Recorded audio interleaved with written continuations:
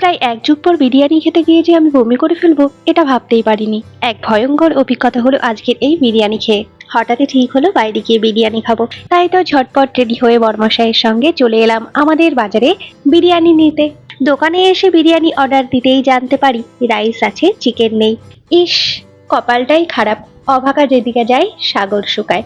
বেশি ভাবনা চিন্তা না করে উনি আমাদের চিকেনটা দিচ্ছে তৈরি করে, আর আমি এখানে আইসক্রিমটা টুকটুক করে একটু খেয়ে নিচ্ছি।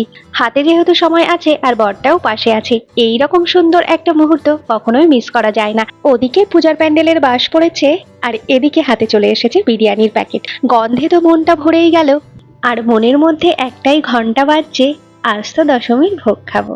বাড়ি এসে বিরিয়ানি প্লেটে ঢালতেই মনে হয়েছে কিছু একটা গন্ডগোল আছে।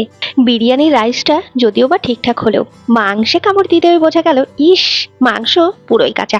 সত্যি বলছি, জীবনে এইরকম বাজে অভিজ্ঞতা হবে সত্যি আমি বুঝতে পারিনি। আচ্ছা, তোমাদেরও কি এইরকম ঘটনা ঘটেছে?